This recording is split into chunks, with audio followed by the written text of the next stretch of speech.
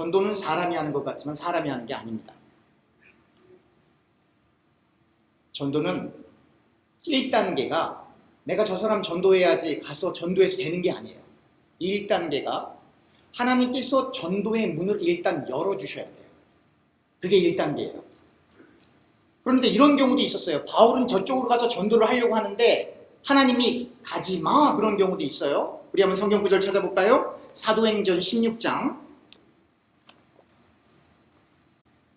사도행전 16장 6절에서부터 10절까지 제가 읽어도록 하겠습니다. 사도행전 16장 6절에서부터 10절까지 제가 읽겠습니다. 성령이 아시아에게 말씀을 전하지 못하게 하시거늘. 누가 말씀을 못 전하게 하셨다고요? 성령이.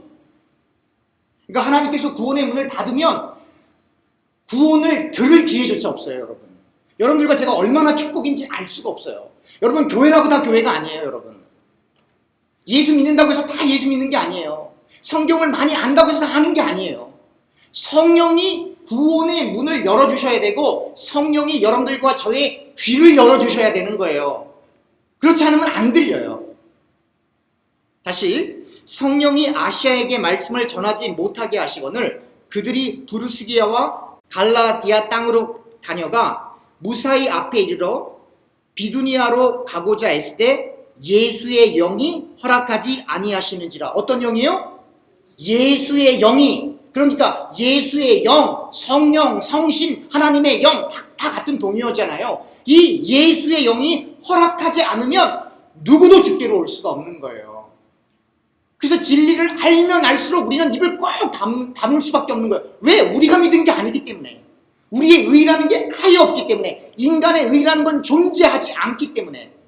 왜 바리새인들과 사두개인들과 제사장들이 그렇게 예수님에게 비판을 받으며 야, 이 독사의 자식들아, 이 회칠한 무덤들아, 왜 그런 욕을 듣고 질책을 받냐면 그들은 자기의 의를 드러내기 때문이에요. 여러분들과 제가 아무리 구약 성경을 공부해도 그들만큼 성경을 더 많이 알 수는 없어요. 그들만큼 히브리어를 더 잘할 수도 없고 그들만큼 아람어와 히브리어를 비교해가면서 성경을 공부할 수 있는 방법이 없어요. 그들만큼 구약에 대해서 해박한 지식을 가질 수도 없어요. 근데 주께서 말씀하세요. 야, 이 독사의 자식들아, 야, 이 마귀의 자식들아. 왜 그렇죠? 하나님을 아는 지식이라고 하는 건 우리가 얼마만큼 성경 구절을 많이 외우고 얼마만큼 성경을 많이 알고 스토리를 알고 역사를 알고 누가 누구를 낳고 몇 년 뒤에 누가 했고 그런 거를 아무리 애워봐야 소용없다는 거예요. 왜 그렇죠? 한 단어, 한 문장, 한 챕터, 그러한 것들이 들렸을 때 내 경험과 내 생각으로 깨달으면 그건 헛것이라 이 말이에요. 그래서 여러분들과 제가 기도하는 거예요. 말씀도 그렇고 전도도 그렇고 예배도 그렇고 삶도 그렇고. 그래서 기도하지 않으면 죽은 거예요. 기도하는 사람은 겸손할 수밖에 없어요. 8절 계속 읽겠습니다. 무시아를 지나 드로아로 내려갔는데 밤에 환상이 바울에게 보이니 마게도냐 사람 하나가 서서 그에게 청하여 이르되 마게도냐로 건너와서 우리를 도우라 하거늘 바울이 그 환상을 보았을 때 우리가 곧 마게도냐로 떠나기를 힘쓰니 이는 하나님이 저 사람들에게 복음을 전하라고 우리를 부르신 줄을 인정함이로라. 누가 복음을 전하는 걸 허용한 거예요? 하나님이. 그러니까 복음을 전하는 주체도 복음을 듣는 객체도 그 인터랙션 가운데 전하는 자나 듣는 자나 하나님이 허용하지 않으면 하지 말라는 거예요. 해봐야 소용없으니까. 그런데 여기 환상이란 말이 나와요. 9절에 밤에 환상이. 이 개혁주의를 극단적으로 가서 근본주의로 가는 사람들은 하나님의 기적을 인정하지 않습니다. 그건 개혁주의가 아니고 그건 근본주의라고 하는 거예요. 하나님이 오늘날도 죽은 사람을 살리시려면 살리실 수 있겠습니까? 없겠습니까? 당연히 살려요. 저희 친할머니 이름이 백옥렬 권사님이세요. 저희 아버지는 막내 아들이에요. 태어날 때 아버지가 안 계셨어요. 그래서 유복자라고 그러더라고요, 어렸을 때. 근데 이 백옥렬 권사님은 아침부터 밤까지 기도만 하는 사람이에요. 옆에서 보면 광신자죠. 그런데 하나님 앞에 제 친아버지를 놓고 이렇게 기도를 하는 거예요. 하나님, 내 아들은 자기 친아빠를 본 적이 없어요. 하나님, 이 아들 불쌍히 여겨주셔서 하나님이 내 아들 아버지 되주세요. 그렇게 기도하는 거예요. 일과가 아침에 눈 떠서 잠잘 때까지 기도하는 거예요. 그런데 이분이 신유의 은사가 있어요. 그러니까 목사님이 신방 갈 때마다 이 권사님을 늘 데리고 다녀요. 어느 날은 목사님하고 신방을 갔는데 다리 무릎 아픈 사람을 놓고 기도를 하는데 그 사람의 그 무릎이 다 나서버린 거예요. 근데 문제가 생겨요. 일주일 동안 자기 무릎이 아파서 죽겠는 거예요. 여러분, 성경에 보면 이런 일이 있어요. 예수님께서 이렇게 사람들 사이를 지나가시는데 어떤 혈류병에 걸린 여자가 예수님의 옷자락을 딱 만지는 사건이 벌어져요. 그때 예수님께서 이렇게 말씀하셨어요. 누가 나 만졌네. 어떻게 하셨죠? 예수님의 기운이 나간 걸 예수님께서 느끼신 거예요. 이것을 또 기독교를 또 무슨 명상하는 사람들은 그거 봐라, 예수님도 장풍 쐈다, 이렇게 해석하시는 분들이 있어요. 실제로. 그래서 기를 연구해 기독교를 갖고. 그런 얘기가 아니에요. 하나님의 에너지가 순환되는 것을 예수님은 창조주이시기 때문에 그냥 아시는 거예요. 우리가 잘 이해 안 되는 그러한 신비로운 일도 있다라고 하는 걸 제가 설명해 드리려고 이런 예를 들어드리는 거예요. 제가 이러한 예를 드리는 것은 이러한 기적을 일반화시키려고 말씀을 드리는 게 아니에요. 왜 이런 얘기를 하냐면 오늘 환상이라는 단어가 나왔고 오늘날 21세기를 사는 사람들은 진짜 기도 안 해요. 하루에 1시간도 기도 안 하는 게 무슨 기독교인입니까, 진짜로? 예? 예수님이 나를 위해 십자가에서 달려 죽으셨다면서요. 근데 하루에 1시간을 기도 못해요? 하루에 1시간을 말씀 못 읽어요? 그게 어떻게 기독교인이에요? 다시 고린도 후서로 갑니다. 여기 보면 디도라고 하는 사람이 나와요. 이 디도라고 하는 사람은 그리스인입니다. Greek converts. 그리스 사람인데 복음을 받아들이고 그리고는 신자가 된 거예요. 회심한 사람이에요. 영어로는 타이더스인데요. 이 사람을 바울이 너무 아꼈어요. 너무 애지중지할 정도로. 근데 이 디도를 드로아에서 만나기로 했는데 만나지를 못한 거예요. 그래서 바울이 너무 근심되는 거예요. 바울이 이 디도를 어느 정도 신뢰했냐면 예루살렘 교회가 경제적으로 너무 어렸을 때 돈을 모으잖아요. 헌금을 걷잖아요. 그때 그 헌금을 걷는 사람들 중에 한 명이 이 디도였어요. 근데 이 드로아에서 디도를 만나기로 했는데 만날 수가 없어요. 그러니까 바울이 너무 마음이 아픈 거예요. 왜 그렇죠? 그때는 예수 믿는 사람 잡아 죽이던 시절이라 영어로 얘기하면 safety concern.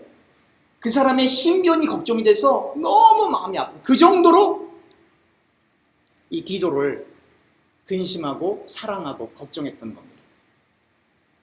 여러분, 오늘날 예수 믿고 복음을 전하다가 신변의 위협을 느끼십니까? 교회 왔더니 상처받고 상처 준대. 바울은 뭐라고 얘기하냐면 나는 예수를 전하다가 흉터 있어. 흉터가 있다고요. 여러분, 상처 주고 상처받는 게 뭐 그리 대수예요? 하나님이 살아계시고 우리가 하나님의 영광 위에서 살고 우리가 바울처럼 나가서 상처받는 것도 아니고 매 맞는 것도 아니고 표류하는 것도 아니고 감옥에 갇히는 것도 아니고. 여러분, 혹시 여러분 중에 단 한 명이라도 예수님 증거하다가 불이익당한 사람 한 명이라도 있어요? 지금도 예수 안 믿고 죽으면 지옥 가요, 여러분. 여러분, 그 사람들을 향해서 예수 믿으세요 한번 해보셨어요? 그 사람들을 놓고 한 달, 두 달, 1년 기도해 보셨어요? 어찌 우리가 예수 믿는 사람입니까? 여기 그리스도의 향기라는 말이 있어요. 여러분, 이걸 어떤 사람들은 그리스도의 향기 그러니까 인격적으로 착하고 윤리적이고 도덕적 헛소리를 해요. 그 얘기하는 게 아니에요, 여러분. 바울은 당대의 학자였고 바울은 당대의 정치, 경제, 문화, 사회를 꿰뚫고 있었던 통찰력 있던 아주 멋있고 훌륭한 사람이었어요, 여러분. 맨날 매 맞아도 맨날 도망 다녀도. 이 시대에 어떤 일이 벌어졌냐면 로마가 전쟁을 하면 로마 장군이 포로를 여기다 딱 앞에 세워놓고 그리고 이 구행물, 보물이든 돈이든 금이든 이런 것들을 다 앞에 놓고 그들이 섬기는 신을 위해서 향을 피웠다고요.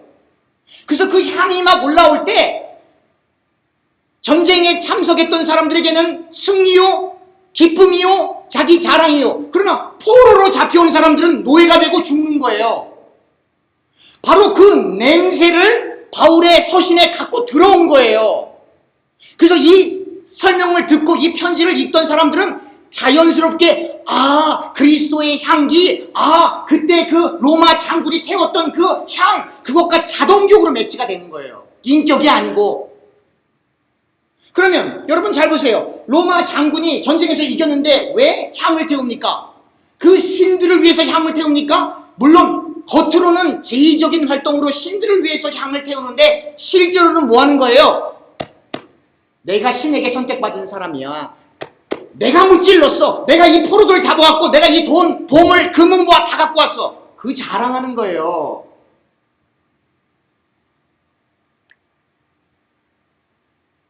이게 뭐하고 똑같은 거냐면 바알과 아세라하고 똑같은 거예요. 신을 위해서 종교가 있는 게 아니라 인간을 위해서 신이 있는 거예요. 철저한 자기중심, 셀프-센터. 그러니까 여러분들과 제가 여기 예배 이렇게 다 드리러 와도 주님께서 신령과 진정으로 예배를 드려야 한다. 그렇지 않으면 주님께서 그 예배를 안 받으신다. 그러한 표현들은 내 중심으로 예배에 앉아있으면 너 지금 바알한테 예배 드리고 있는 거야. 그 얘기하는 거예요. 내가 이만큼 봉사하고 이만큼 헌금하고 내가 이렇게 교회를 지켰고 내가 이렇게 했으니까 내 의의를 얘기하기 시작하면 당신 가짜야. 그 얘기하는 거예요. 그래서 예수님께서 말씀하시는 거예요. 부자가 천국 가기가 얼마나 어렵냐면 낙타가 바늘길로 지나가는 것보다 부자가 천국 가는 건 더 어려워. 왜 그렇죠? 돈 많은 사람이면 나쁘다는 얘기예요? 아니에요. 누구든지 주님을 위해서 순교할지라도 자기의 의의를 드러내면 그 사람은 천국 못 간다. 그 얘기하는 거예요. 왜냐면 인간의 의지가 드러나는 그 순간 십자가의 사건은 제로가 되기 때문에 하나님의 의는 없어지기 때문에 인간의 의가 드러나면 안 되는 거예요. 그러니까 그리스도의 향기는 뭡니까? 진리, 복음이에요.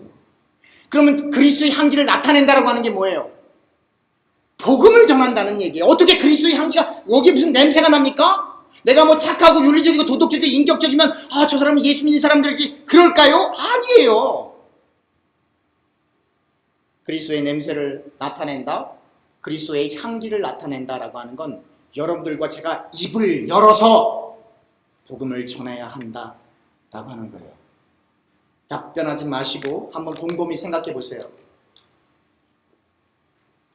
여러분들이 마지막으로 복음을 전한 게 언제입니까? 여러분 마지막으로 복음 전한 게 언제예요? 그게 여러분들과 저의 현 주소예요. 신앙 수준. 우리에겐 시간이 많은 것 같지만 시간이 그렇게 많지 않습니다. 주님께서 왜 십자가에 달리셨는가? 그거 하나만 생각해 보세요. 왜 십자가에 달리셨어요? 이 땅에서 잘 먹고 잘 살아라? 이 땅에서 성공하고 출세해라? 이 땅에서 건강하게 오래오래 살아라? 그것 때문에 예수님께서 십자가에 달리셨어요? 아니거든요. 복음을 전하고 그 복음을 듣는 사람들이 주께로 돌아오는 그 일을 위해서 십자가에 달리신 거예요. 그럼 교회가 해야 될 일은 뭐예요? 교회는 딱 두 가지 하는 거예요. 예배, 전도. 여기가 선교지예요. 여기가 하나님의 전이고 그 두 가지 하는 거예요. 교회 생활하러 오라는 게 아니에요. 우리 교우들과 잘 지내자 그렇게 해서 전도하는 게 아니에요. 부름받은 사람은 반드시 예배를 드려야 살아요. 예배를 못 드리면 숨 막혀 죽는다니까요. 그래서 일부 예배는 무슨 아는 척하고 친교하고 그러는 게 아니에요. 여러저러 이유들 때문에 나는 예배만 드리고 집에 갈랍니다. 그 사람들 불러오는 거라고요. 그 사람들도 예배 드려야 사니까. 그래서 여러분들과 제가 2023년도에는 하나님 전도하러 나가지 아닙니다. 여러분 하나님 복음의 문을 제발 열어주세요. 그걸 놓고 기도를 해야 되는 거예요. 복음의 문을 열어주세요. 진리의 문을 열어주세요. 작정쟁자들이 주께로 돌아오게 해주세요. 교인이 몇 명 왔는가 그 중요하지 않아요.